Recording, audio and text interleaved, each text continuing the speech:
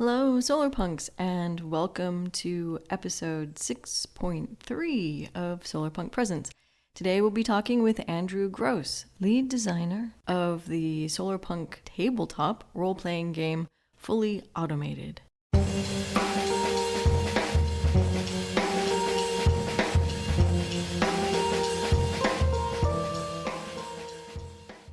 Before we dive in, don't forget to support us on Patreon.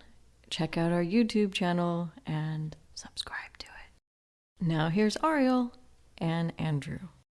Today, we're bringing you a chat with Andrew, one of the minds behind Fully Automated, a Solarpunk tabletop role-playing system.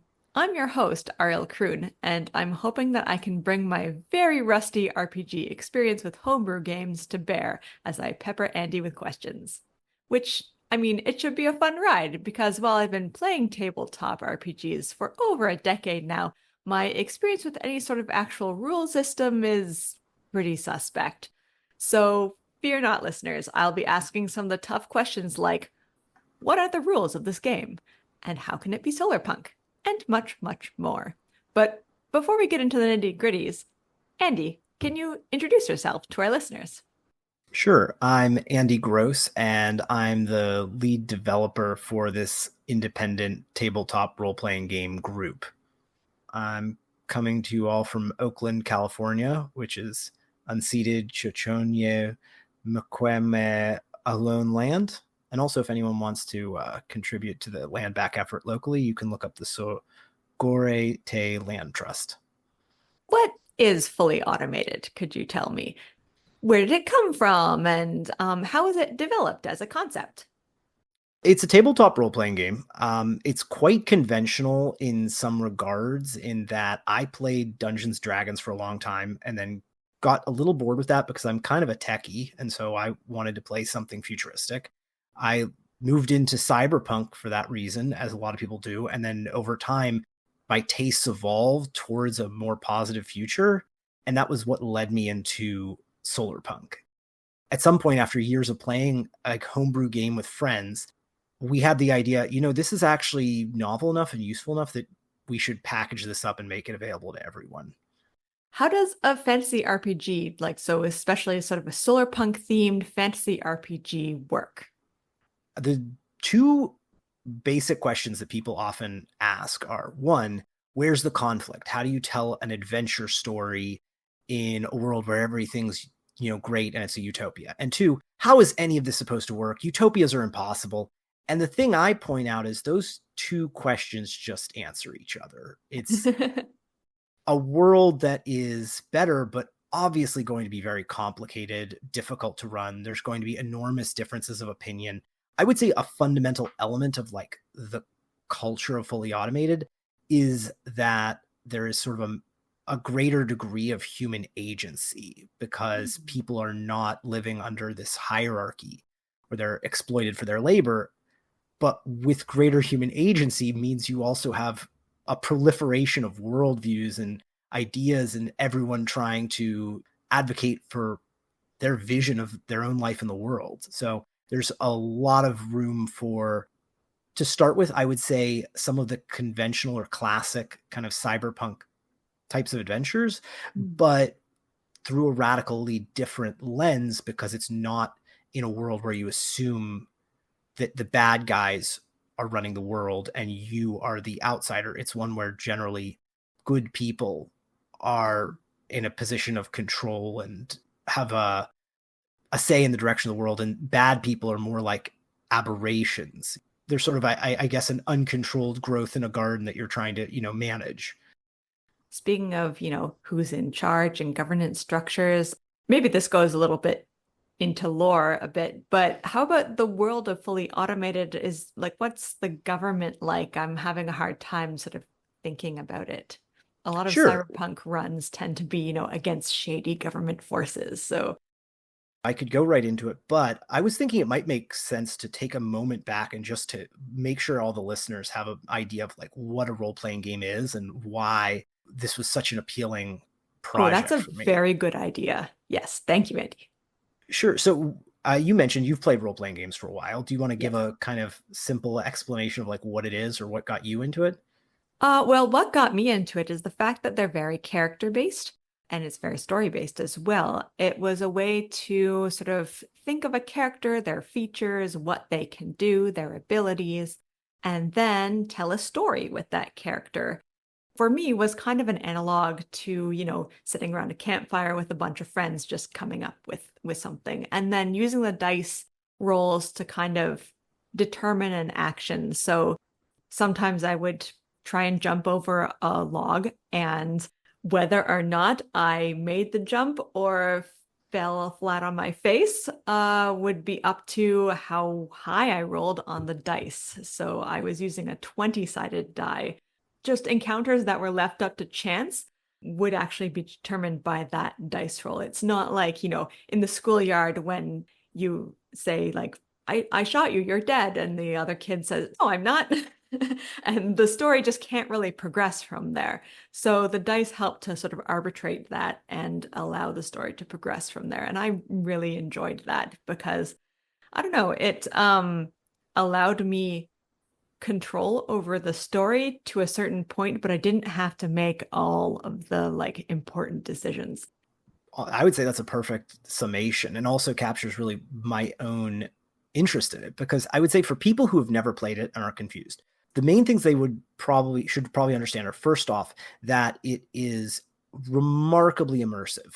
The practice of having each player at the table, take usually full control over one character, like one protagonist, and focus entirely on that, means that you sort of have an experience. It's almost like the closest thing to an analog holodeck. Like, the adventures you go on feel extremely genuine. I'll also add that I often, in conversations when people talk about how do you make friends as an adult, I will say that I think tabletop RPGs are one of the best because it's such a bonding experience. You and a bunch of people can go on like a life-changing adventure once a week for a couple of weeks, and it's very disinhibiting too. People tend to create a character that's sort of a person that they wish they could be in a world without consequences, for better or for worse, and that really brings out a new side of people. And you're all sort of in the same world. You're all sort of suspending your disbelief to a certain point, and so you feel safer around those people to do that. And also, if you do, like stumble or say something embarrassing, you can always blame it on your character. And Yeah. then it doesn't The other thing reflect really on you. It's the character. You're just, acting in character. So yeah. The other thing you mentioned that I really relate to is the idea that it's like sitting around a campfire, that this is sort of a modern adaptation of one of the most ancient practices that humans have engaged in. That kind of brings us back to like why I think this is so valuable, because I think two things a lot of people who listen to this podcast can probably relate to would be the sense of seeing like art and wishing you could walk around in it, like to go further. And also the awareness that a core value of Solarpunk is that we can't really expect to change the future towards something unless we have some sort of vision. And it can be hard to imagine for a lot of reasons. And so getting to spend time in this world is both an escapist fantasy that feels really good and a way of getting to know it such that you feel more capable of describing it to people and like affecting it into the real world. Now, you mentioned that fully automated sort of in your concept of it and developing it, it went from cyberpunk to solarpunk themed. Could you elaborate a little bit on that transition? I'm sure a lot of thought went into it since it's sort of an entirely different genre to switch to. It's kind of a funny story. As I mentioned before, I was playing these games with friends and I was the game master, the one running them. And I just really like technology and hacking. And I was like, I'm getting a little bored with fantasy. Let's do something in the future where we can all, go on heists and sword fights and that sort of stuff. And so I went looking for a game. I just looked for cyberpunk because honestly, that was kind of the word in my head for the future. It says so much at the time. It wasn't like I was like, what future do I want? That was all that was really like I was aware of. I found a game, and pretty much immediately, just when writing stories, I started making changes because I was not into the whole misery of like buffet of misery concept. Like I wasn't looking it's just, why would I want to spend time there, right? So I would describe it as from the start a very light cyberpunk. Over time, I just kept sort of as both a challenge and kind of a joke. I thought it was like fun to subvert expectations by making this a world with like problems with income inequality. But I was like, let's just assume that we took care of climate change. Let's assume that we took care of climate change. And also, like, why not give everyone a basic minimum income? That's not even really at this point a very progressive policy. Like, there are a lot of very terrible libertarian billionaires who advocate that just as a way of like giving people money so that they can keep capitalism running, right? Yep, exactly. I mean, I've consumed cyberpunk media before that just assumes that there's a universal basic income for people. It's not great, but it's just there in the background of the world. And then, but the world isn't made better for it. Mostly, as you say, it's just kind of a way for capitalism to keep going. I didn't think of it as optimistic. I just was like, I find it unrealistic and not fun to imagine a world where we're just all in hopeless misery all the time. In addition to the fact that just over time, I kept saying like, well, if we assume that the world is just fairly functioning, how would people get from one side of the country? Actually, it was like from one continent to the other. I was writing, for instance, I'd write a story where people had to go to France. Most of it takes place in Los Angeles. Would they take an undersea train, or would we have like planes with renewable biofuels? And I just kept looking into these, and that was kind of how I stumbled upon Solarpunk, right? And the more I found, the more I just kept wanting to add this in and make it more and more of like a positive world. I would say a key turning point was when I decided to change the name, because I kept saying we were playing a game called Corporation, which is, that's the name of the cyberpunk game we were playing. At some point I was like, it feels silly to say, hey, who's available to play Corporation this Sunday? Because I was like, what we're playing is like this, lefty anarchist fantasy, right? So I was like, we should come up with a new name for it. And we came up with Fully Automated because it's kind of an allusion to the meme phrase, fully automated luxury communism. I was kind of wondering about that actually. Now, you referenced a we who came up with the name. Could you elaborate a little bit more on sort of was this your game group? Is there a network of developers of Solarpunk games? Could you tell us more about that? I was running games for a few friends, and we did this for several years, and obviously they have a huge influence in like the direction it developed. And then at some point I said, I think this has become unique enough that like I wish that I could go online and find a guide for this. I wish I hadn't had to do so much personal development when writing stories. And so I talked to them and I was like, hey, I think we should write like, what if I wrote like a guide on how to tell stories in a positive future? And one of my friends, who is not just an avid player, but also their husband is like a professional game developer, said, the truth is, if you really want this to be useful, you need to just release a game. You need playable adventures. You need a rule system. Very, very, very few people are going to find it useful to see a manifesto on structuring stories in a positive future. And that led to a lot of, development, primarily between myself and my brother. As I was doing this, it was about an 18-month process. And I was constantly sharing it with people online. And every so often someone would find it and it would click. And so that was how we gathered a small community of between like 6 and a dozen people who kind of come in and out with ideas and contribute bits to it. I've seen Solarpunk games being sort of released here and there. A lot of them are sort of more simpler Solarpunk video games. I don't think I've seen something quite as comprehensive as Fully Automated. So I, at various times, went looking for stuff, so to see if I could find something to work off of. At the time I was doing so, there was very little. Fortunately, in a demonstration of parallel thinking, a lot of other people have had similar ideas to what I'm describing. And so now there's a lot more, like you said. I would kind of categorize them into 3 bins. There are a handful of games that are really just cyberpunk with solarpunk influences. Then there's a handful of games that I would call something like solarpunk cozy games. And then there's these solarpunk adventure games, of which, Fully Automated is an example.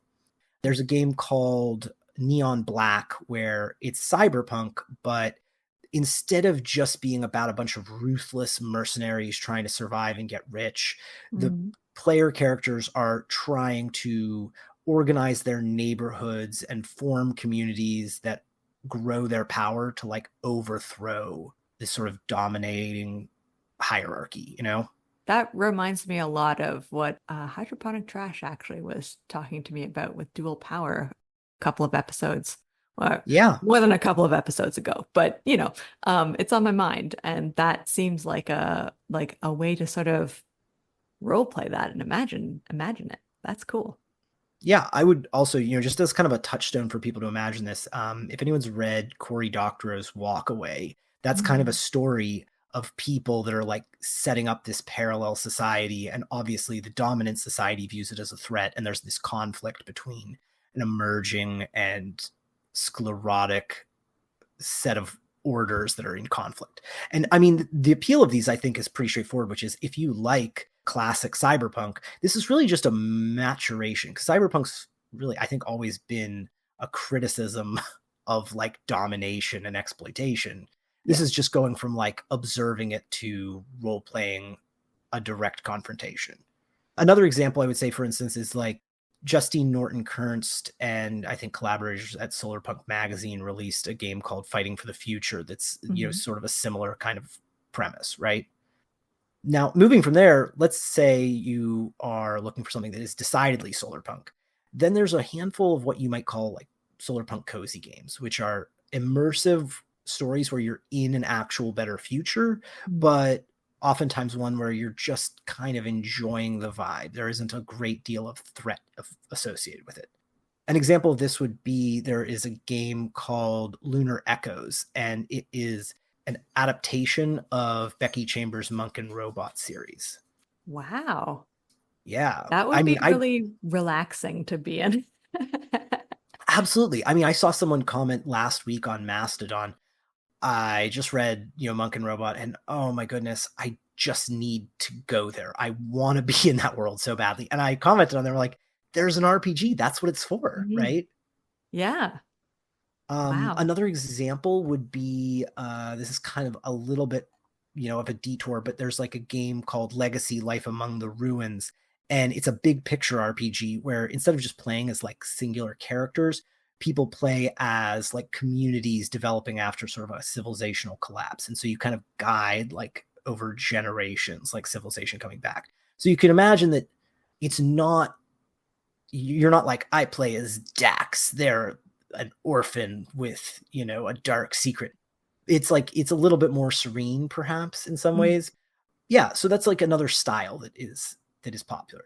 That brings us though to, what I was really interested in, because in some ways, forgive me, I'm a bit basic. I like the very traditional RPG experience.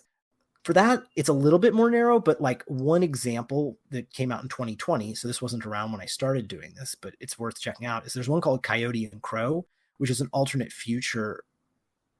history game. I think I read the Kickstarter for that like a long time ago. I mean, it sounded really awesome. I don't think it was quite out at that point, though. So yeah, it was. You're correct. I think it was like the Kickstarter was around 2020 or something, but it's out now. And the premise is that a meteor destroys Europe before the colonization of Turtle Island. So the native inhabitants of what we call America just continue to develop without having their civilization ruined. That's a really interesting what if. Yeah. And I mean, so it's like, it's got a very like, kind of fairly high-tech flair, but what's really, I think, essential to the project is that it's written by a bunch of Native Americans who wrote it such that it's like, it takes place in a world where the cultural traditions and the attitudes and just the ways that people live their lives are inspired by what they would like to imagine could have emerged if it hadn't been trampled all over. Another one that's worth mentioning is there's one called Solarpunk 2050. This is a Fate game, or a Fate core game, which is a gaming system that's popular for a lot of people because it's very generalized and lets you kind of make any character. And it's a little more removed from what you were describing with like, I'm going to roll to see if I can jump over this log, and more inclined for people to say like, I want to go and I want to get through this environment and it's challenging. And you kind of roll for like the general success you have at like broad Oh, concepts. okay. Okay. Um, So less specific, I guess. yeah, the thing about this one that I think is, might be particularly appealing to people is that it is premised on the idea that it's kind of like right after you could imagine like the collapse of the old power structure. It Hmm. assumes that that has been done, but the emerging order is still taking shape. And there's largely Okay. three factions. There's a faction of what are called the pioneers, which are, you might consider them to be accelerationists. They're very enthusiastic about just trying any new technology or new way of living. The norms, which are reflective of like a general mainstream, they tend to trust like algorithms to sort of guide resource allocation, and they're very communal but cautious. And Mm. then the lost, which you could view as like neo-primitivists. And so you can tell stories with people who live in these various settlements, and maybe you have a party that has like leather-clad road warrior, this like Right. high-tech scientist, and someone with, these little drones that like assist them. But it Hmm. encourages the players to role play this ongoing dialogue about like how fast should we move forward, what should our priorities be as we like create what comes after this cataclysm. And I assume that there are probably conflicts galore in that setting. Yeah, I'm friends with the guy who developed that one, Huh. in various social media channels, and I asked if there was anything specific I should mention, and he mentioned that he's in a collaboration with a group that's trying to promote a project called the Pioneer Fund, which is looking to like, I guess, fund projects that are inspired by the game to develop new solar punk technologies. So Right. if any of this sounds cool, go ahead and look up Solarpunk 2050, and you can find more about that in the Pioneer Fund. Yeah, I definitely saw the Pioneer Fund crossing my dash on Mastodon. And yeah, that's something that you should definitely check out if you haven't already. So I guess that brings us back to like fully automated, which is, Yes. I would say that something about it that's a bit unique from the other Solarpunk adventure games I mentioned would be that we tried to achieve something that's a little bit contradictory, which is we wanted to make an open source world guide that could really answer some of the questions that you asked early on, like how does governance work? What is the Mhm. shape of the economy? But at the same time, we didn't want to make like a very concrete set of rules where it was like, these are all the main characters you have to memorize. So Mhm. it's meant to be flexible, but also just because this genre is still developing, it's not as easy to describe what a day in the life of someone living in like a high-tech post-scarcity solar punk future looks like as it is to describe like a failed society. People feel like a failed society is grounded a little bit more in reality because then there's more hallmarks of things that we recognize as opposed to maybe a utopian society, which people can't really imagine that in a continuous line from the society that we have right now. And so there's sort of a break, which turns into sort of an imaginative break because people just aren't able to sort of imagine the structures that we have today at all existing in that utopian world. I think that, it's sort of like an interesting thing happens when you try and actually describe solutions, which is you immediately run into limitations. Mm. And an example I'll give is like, we all know the present situation of how we assign housing is just dog shit. It's terrible. But, like in the game, we're like, okay, so let's say someone wants to move to a new town or, move out of their parents' place, or they're moving to go to college. What does the process of like moving look like? Which again is not something, I don't know, I said again, this is not something that you would necessarily expect would be absolutely essential to tell an adventure story. But if you have a story about like, someone new moves into your building, right? It does suddenly arrest you. You're like, wait, I know what moving looks like in the real world. You go online and you search to find places that you can Mhm. afford in the area you want to live. So if we decommodified housing, what does the process of searching for a new place to live look like, right? Right. Now, taking this back to what I was saying, in our game, there's a couple of different ways, but a general example would be you have apartments, and if you wanted to move somewhere, you might ask to move to any of these apartments and then get on a wait list.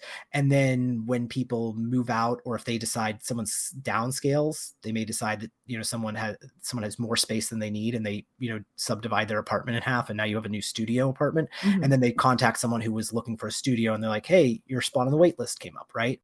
But there's a whole bunch of ways that this prioritizes friends and family of people who live there. And It's not hard to realize that both that makes sense, because you want to be able for someone moving back into town to like live close to family, especially to take care of like parents. But also you're like, well, that offers exploitation and huge possibilities for discrimination, right? So all this is to say, some people I think are inclined to kind of steer away because you don't want to actually provide a solution that people can look at and just point to all the problems with. But, and I think this is partially because the game emerged out of like light cyberpunk, we haven't felt afraid of making a society with problems. We kind of are trying to make a society with better problems than we have now. But like, if people are like, well, that seems unfair, that seems like that could have a problem, you're like, great, there's a story there.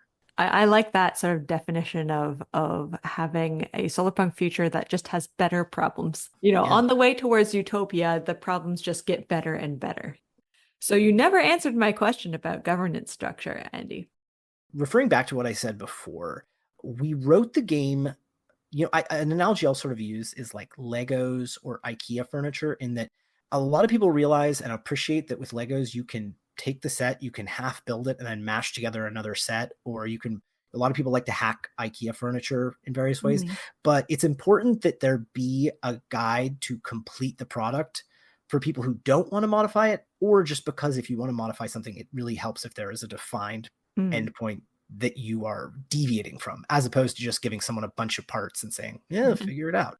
So we have a world guide where we answer these questions, but I just want to really emphasize that if anyone is listening to this and they're like, I don't like those answers, good. I want you to take this. I want you to make it personal, change it however you want.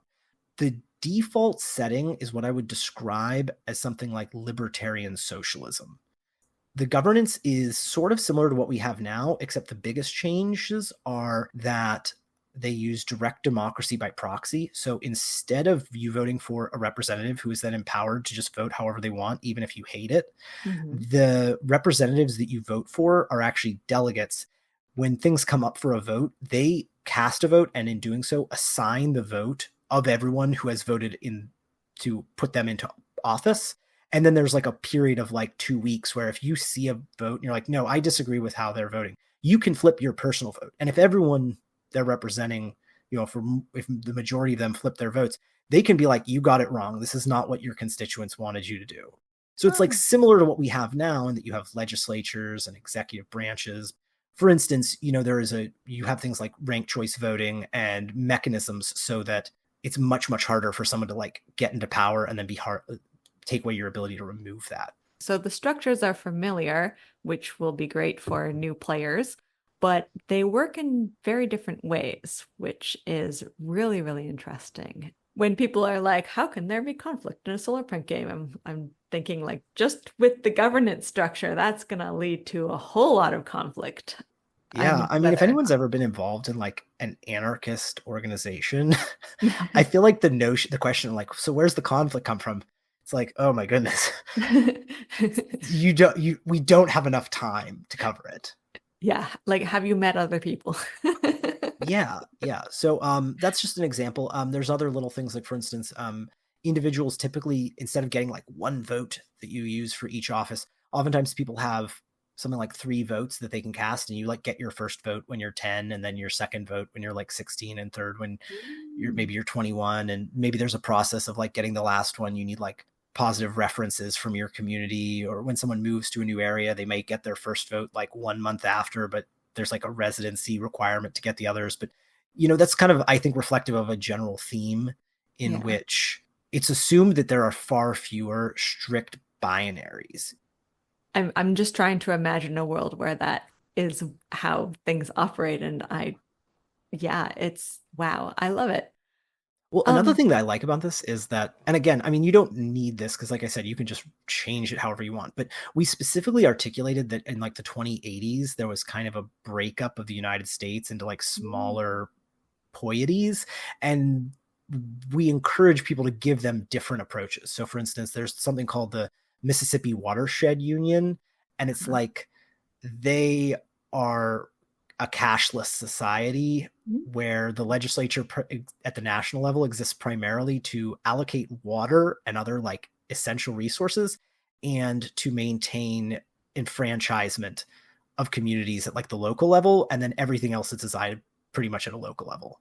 Yeah, so it's like you could see that's much more like kind of like there's different flavors of Solarpunk, right? There's some people who are like, "Ugh, you have a government, you have money," and you're like, if you don't like that, we kind of provide some tools where you can be like, no, you can tell your story without that. Solarpunk is not one size fits all, and it sounds like this game is really taking that into consideration. That's amazing.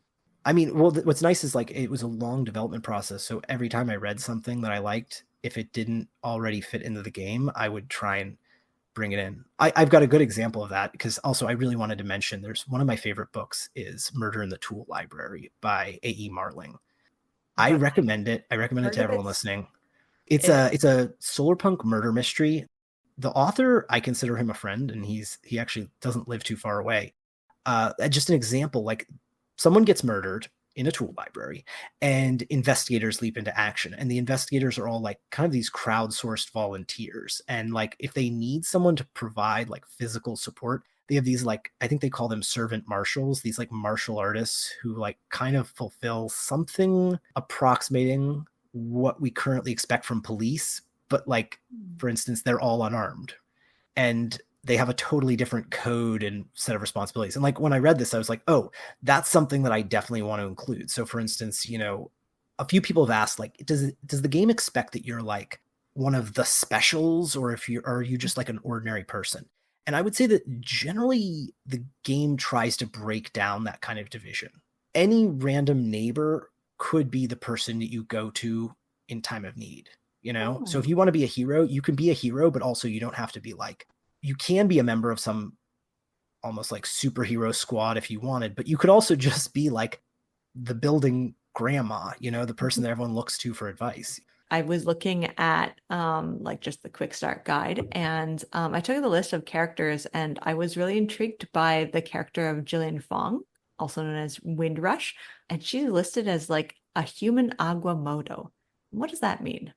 An aguamoto is essentially an aquatically modified human.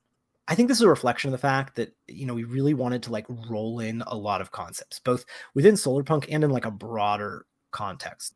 Within the augmentations and adaptations and that humans can pursue, we have a lot of the conventional ones. You can be like a cyborg, but also there's a lot of really like kind of what some people would call biopunk options.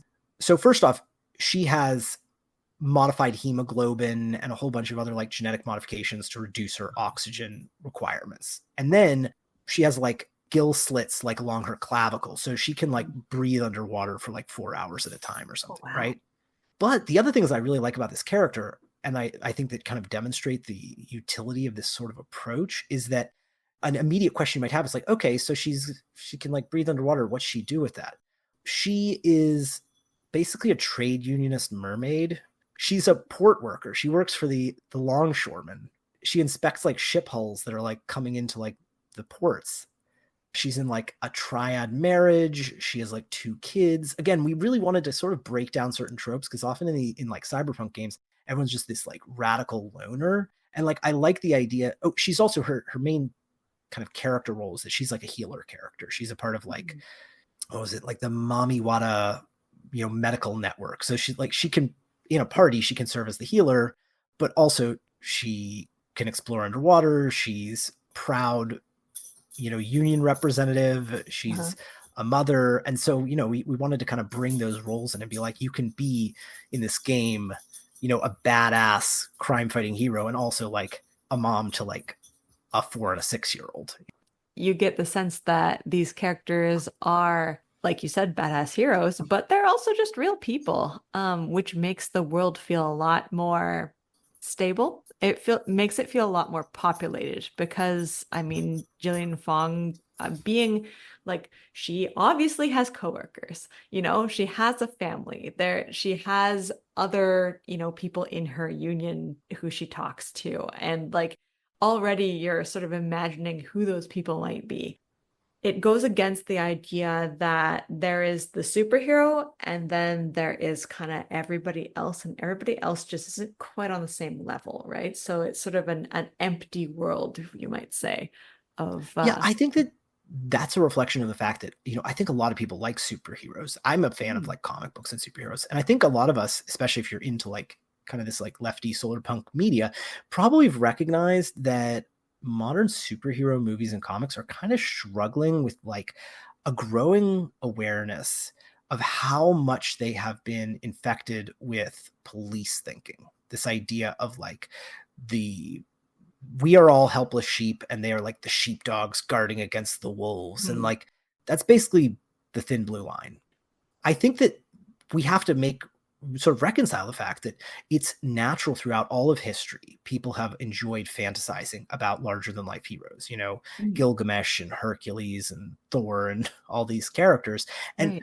That's a natural tendency that people want to fantasize about being strong and being useful to your society and your community. But also, we don't want to propagate these mindsets where it's like these people are above the law and they guard these other people who may, for instance, who may not have any oversight or over the people who watch them. Fortunately, again, I don't take credit for this. I would say that, as an example, I read, A.E. Marling's book, which is an example of like so much emerging literature. And I'm like, oh, there is a new framework for what a hero can look like. It's someone who's part of the community and responsive to it.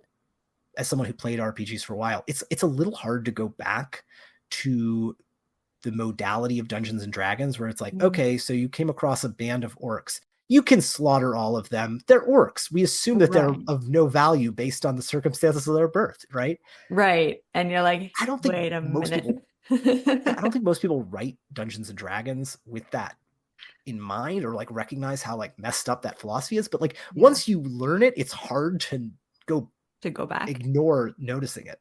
Yeah, it pops up everywhere. Even in, I mean, I swear I'm not gonna go on a tangent about X-Men, but even in the X-Men, which is technically it is a team and a collaborative society of mutants, there's still this, like you said, cop mentality where they go off on individual adventures and they get to, show how much better they are than regular people who, stand in as, I guess, the people needing to be saved or basically the helpless or hapless. And so they're not exactly someone or people that the comic spends time on.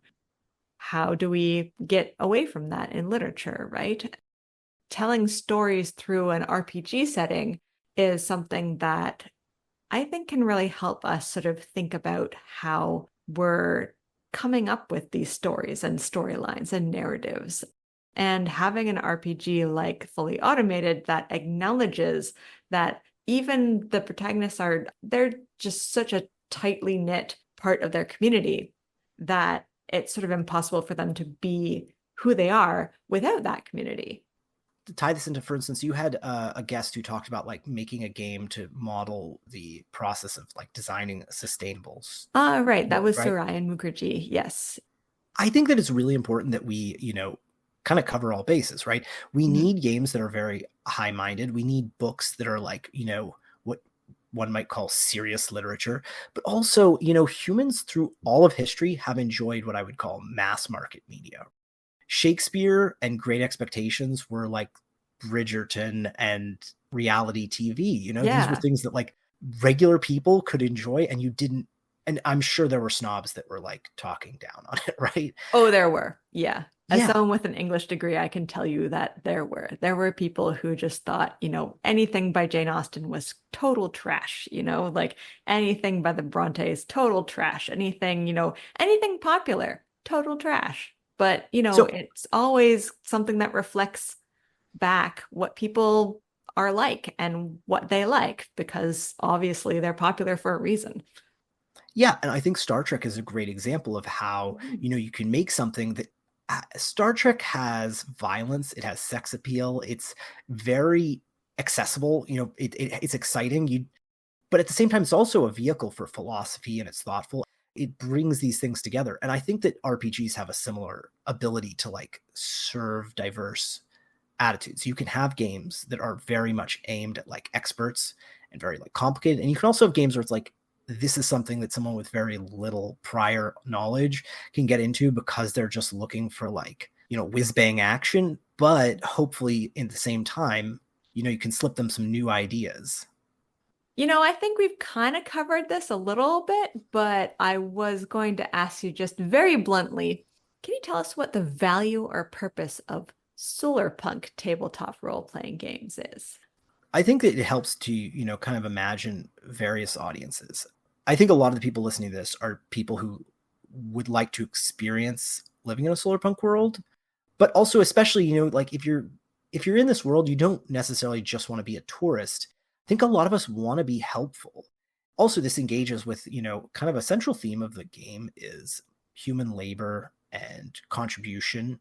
I find it funny whenever some work of fiction describes like a post-scarcity or highly automated world and people are like bored and they don't know what to do with themselves. And I think that that's a tragic reflection of how so many of us are so immersed in a world where we only do things because we have essentially a gun to our head. Like we need it to afford shelter and food, that like we don't realize that like throughout all of history, I think most people very much desire to feel a sense of pride in contributing something to your world. And so in that same spirit, if you're in a solarpunk setting, I don't think you just want to be like a passive consumer of it. I think people want to engage and feel like they are contributing to it, which brings in, the reason to have conflicts and people go on adventures where they like save the day. A second audience, though, that I would definitely emphasize this game keeps in mind is that in a group of people that are playing a game, it's unlikely that I think all of them are going to be like solarpunk diehards. You may have one person who wants to play this game, but you're probably going to have a few that are like skeptical. Like they're expecting it to be a solarpunk cozy game, or they're just like, I don't want to play like a gardening simulator. I don't want to play Animal Crossing. And so having a game where it's like, no, you can have like, I don't know, super strength and fight on a space station, right? We'll still let you do that. But it happens to be in a world where concepts like animism are widely understood, where like our understanding of like that there isn't a distinct division between like humans and nature, like you can have those things together. And hopefully those people come in skeptical and after playing it are like, actually, I don't really want to play games where nothing matters. That's really boring. Well, having it sort of revolutionize the player, or well, not revolutionize, not like radicalize. Oh yeah, no, revolutionize, baby. Yeah, I want to sort of touch on that because like this is another thing. I've had some conversations where some people I think are skeptical of the idea of a game that takes place in the outcome of this like transformation. Going back to Star Trek, there is a sense sometimes that it kind of erases the instruction guide on how do we get from here to there. Oftentimes it does so with the discovery of magical technology, which is sort of how Star Trek works. Right. Oh, by the way, I'll also mention Star Trek has some good RPGs. So if people are looking, again, to role play in a better world, check out that. I have a different attitude, which is that I think a lot of historians and sociologists have observed an intrinsic set of relationships between revolutions and the new order that follows them, which is that there's sometimes this misconception that like the revolution is just this violent overthrow of the status quo. And then you get a blank slate onto which to write whatever. You also see this, I think, a lot in a lot of fiction where, the new order bears no resemblance to anything that came before. It sort of looks like we just colonized a new planet. But in real life, I think there's a lot of compelling evidence that what follows a revolution is really what happens when a new set of people with a new set of values take control over the existing levers of power. Usually the levers of power are oftentimes intact, like transfer through the revolution, and the values and people controlling the outcome are the people who had power during the revolution. When you look at a world like Fully Automated that tries to be, sort of grounded and really explore these, you see a reflection of priorities and the people who shape those priorities, some mechanisms that stayed in place and some that were removed. For instance, we no longer have landlords. We no longer have an investor class. We still have judges, which some people may find controversial. That's kind of a monopoly on power in some regards. Journalists are more accurately, people sometimes jokingly refer to journalism as the fourth estate, I think. But this game really does imagine that like journalists, that's no joke. They are a part of the governing power structure, right? For better or for worse. So all of this is to say that hopefully when you look at and play fully automated, it shouldn't feel like you're jumping ahead and skipping over the revolution. You should sort of see the shadow of the revolution in the world that the game presents and like a roadmap to get there.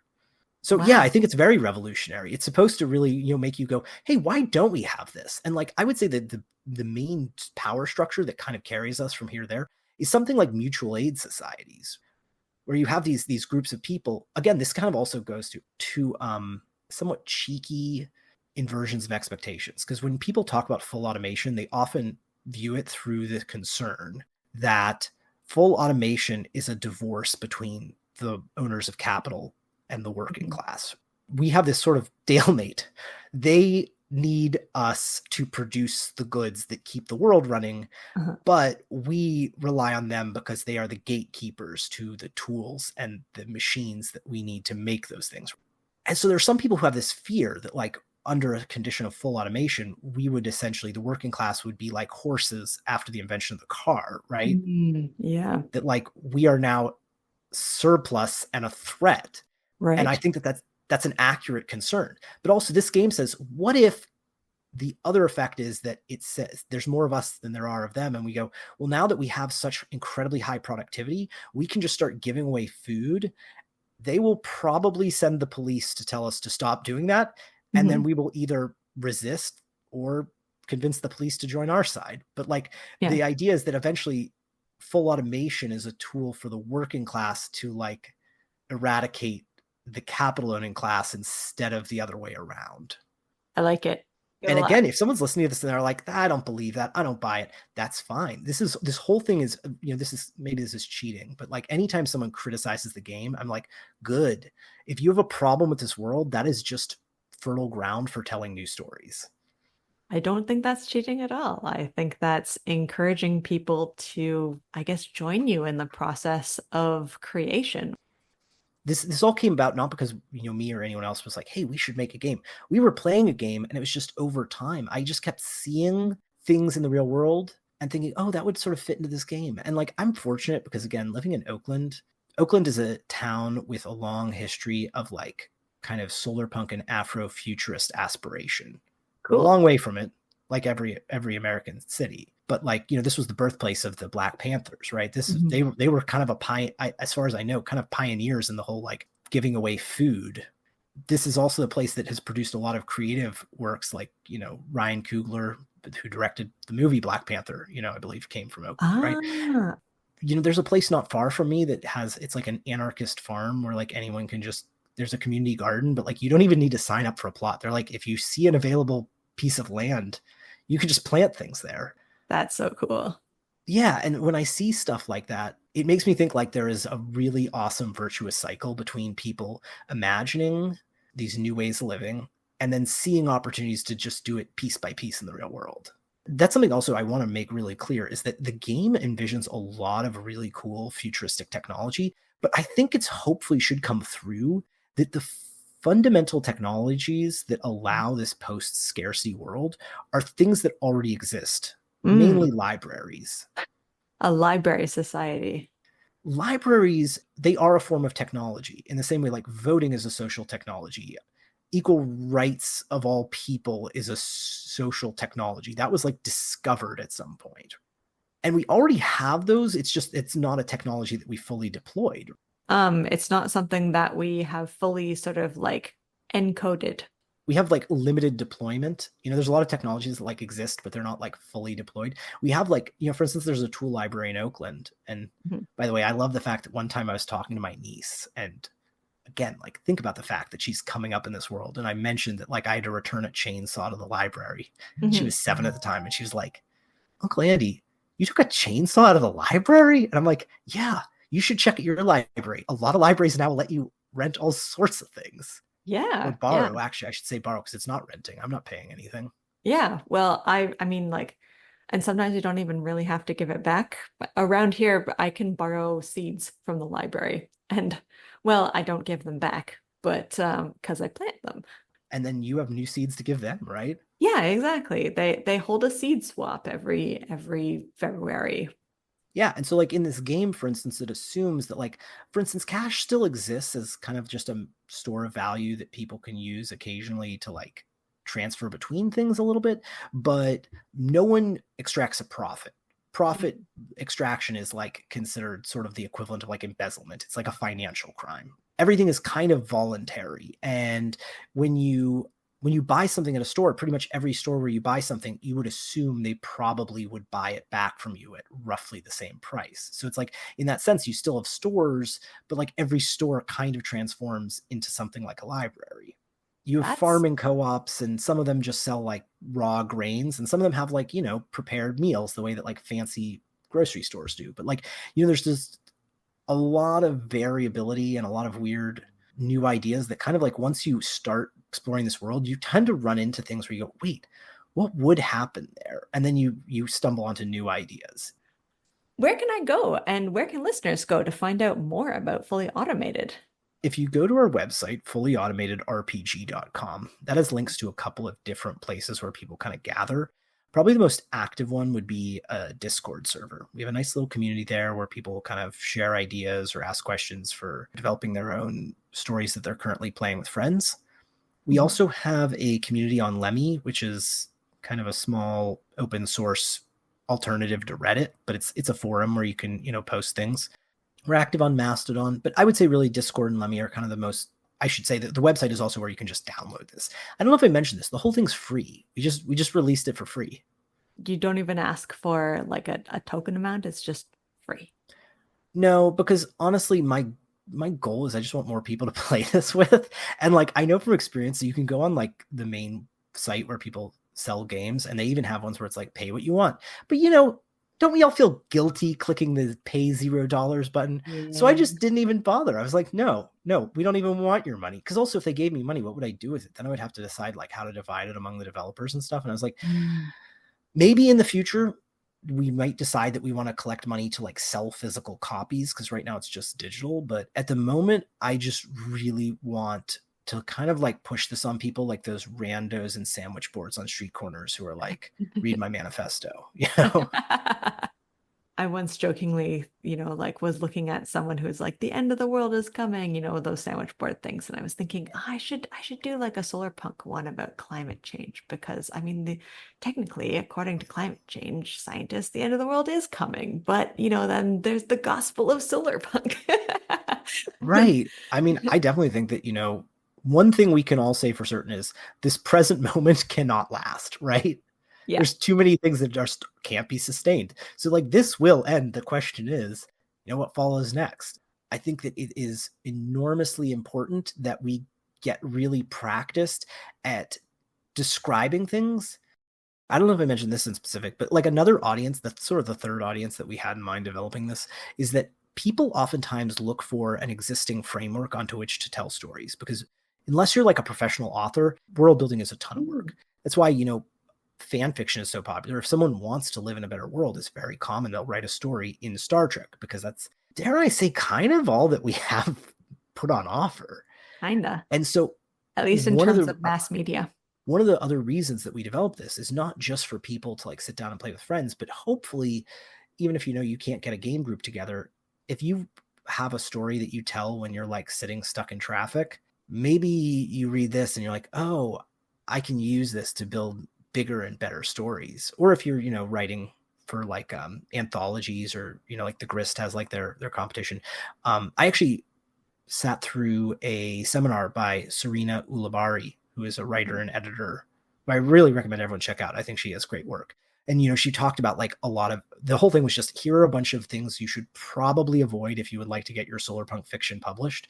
And they included things like, please don't describe a Mad Max wasteland. That's a nuclear apocalypse. It's not actually reflective of like the specific form of climate collapse, and like, I think in the same way, I hope that people who want to write those stories can look at this, and even if they throw out 9/10 of it, if ideas come to them even in the process of rejecting this, that's still, I think, a constructive tool for creative writing. I consider myself, I love reading stories. I'm not good at telling them, because again, that framework is really difficult. I am trained to be critical of stories, but I am not trained to actually generate them. And so having some guidelines to follow is super, super helpful. So thank you for including that. It's exciting to be in this moment because like you get the sense every time. I mean, I get the sense every time I listen to this podcast that like this is the early days of like an artistic movement in addition to like, you know, an activist movement that is just getting started, you know? I hope so. And I also think so. Because I mean, I'm just seeing so much in terms of creativity just proliferating all across the internet and in real life as well. I dream of the day when I look back at this game and think, wow, this is terrible. Was this the limit of my imagination in like 2024? Well, hopefully not all of it is terrible, but We'll frame it otherwise. Maybe I'll frame it as, oh, I can't believe I was so early and naive that like a great example, by the way, just another one. I know we're probably running out of time, is like, you know, when the game started, as I mentioned, a huge part of the better world mechanic is a basic minimum income. I was inspired after reading Aaron Bastani's book, Fully Automated Luxury Communism. He makes the compelling case that like basic minimum incomes are really just a lack of imagination because it assumes the reliance on like a free market economy. And he's like, a much better approach is basic minimum services, where it's like, why would we give people money to buy food? Why don't we just give them food? And so it's like, that's the kind of thing where it's like, when I started writing this, that felt forward thinking. And Right. then within just a year, I'm like, we still have that. It still has like a role because it's kind of a lubricant in some ways, or it helps people imagine it. But I was like, no. We really need to imagine bigger. We need to imagine that like food is free. And it's that kind of like development that I look forward to, is like more and more seeing better ways to run systems and seeing the ways that the current imagination was just like, it was early, it was preliminary, it was it had so much more maturation ahead of it. But I mean, at this moment in 2024, it's pretty enjoyable. I don't think it is naive and needs maturation. From what you have told me, it sounds like a good balance between things that we can imagine being better and things that we haven't even imagined thinking about. Well, thank you. You're welcome. And thank you for coming on the podcast and talking to me about this and explaining for me and our listeners what Fully Automated is all about. It was genuinely a pleasure. This is a podcast I'm very fond of. Thank you for listening to Solarpunk Presents, a podcast hosted and produced by Ariel, Kroon, and Christina de la Rocha. The audio for this episode was recorded in part on the traditional territory of the neutral Haudenosaunee and Anishinaabe peoples. And in Germany. The opening and closing music for this podcast is Water Cooler Gang by Monkey Warhol, available for use under the Creative Commons Attribution 4.0 International License. Don't forget to support us on Patreon at patreon.com/solarpunkpresents. Every little bit helps us keep bringing you discussions and interviews. Until the next episode, keep dreaming. And stay solarpunk.